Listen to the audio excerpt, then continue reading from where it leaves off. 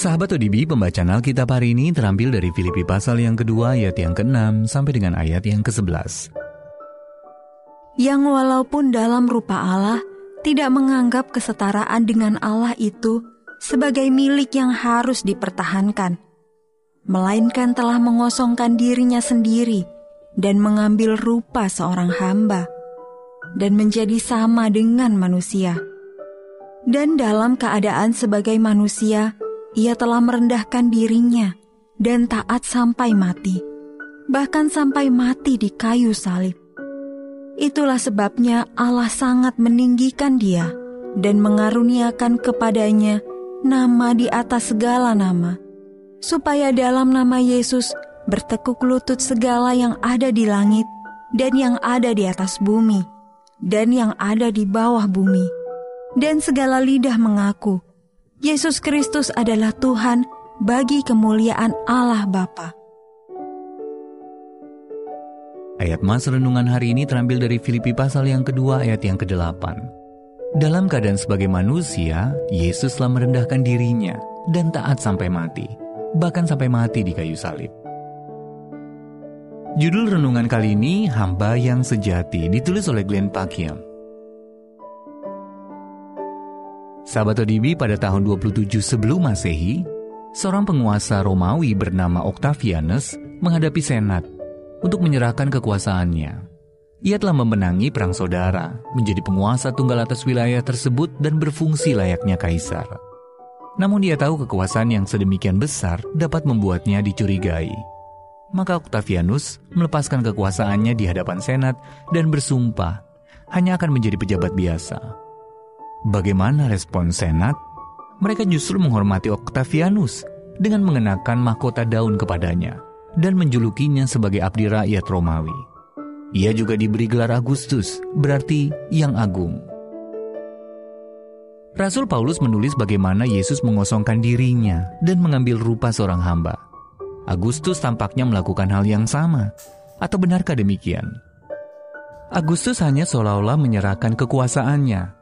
Padahal, sebenarnya ia berbuat demikian untuk keuntungannya sendiri.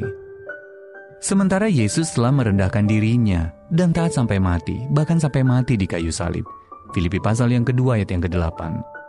Kematian di kayu salib bagi orang Romawi merupakan bentuk penghinaan dan aib yang terburuk. Pada zaman sekarang, alasan utama orang memuji gaya kepemimpinan yang melayani adalah karena Yesus. Kerendahan hati bukanlah sifat yang dikagumi orang Yunani atau Romawi. Namun karena Yesus mati di kayu salib bagi kita, Dialah hamba yang sejati. Dialah juru selamat yang sesungguhnya. Kristus menjadi hamba dengan tujuan untuk menolong kita. Dia telah mengosongkan dirinya sendiri supaya kita memperoleh sesuatu yang mulia, anugerah keselamatan dan kehidupan kekal. Sahabat ODB, benarkah kita tidak pernah jauh dari jangkauan Allah?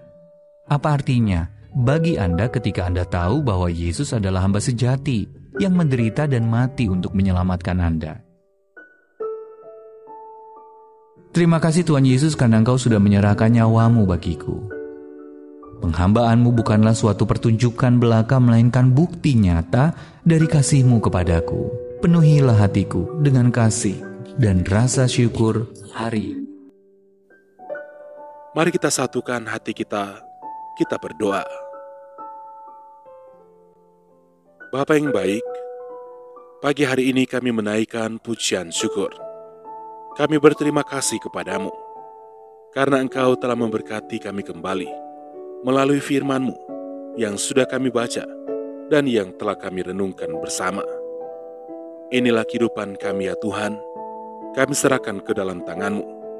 Engkau Tuhan kami yang baik, Engkau Tuhan kami yang setia, yang akan menyertai kami sampai selama-lamanya. Terima kasih Tuhan Yesus. Sepanjang hari ini ya Tuhan, kami serahkan seluruh kehidupan kami ke dalam tangan-Mu. Dalam segala aktivitas pekerjaan kami yang akan kami kerjakan di sepanjang hari ini, Engkau akan menyertai kami lagi. Engkau akan menuntun kami. Engkau akan membuat berhasil apapun yang kami kerjakan. Dan Engkau Tuhan sumber berkat. Engkau akan memberkati setiap pekerjaan kami. Inilah yang menjadi doa kami pada pagi hari ini. Engkau Tuhan yang selalu mendengar, dan Engkau pasti akan menjawab setiap permohonan doa kami yang sudah kami naikkan kepadamu. Di dalam nama Tuhan Yesus Kristus. Haleluya. Amin.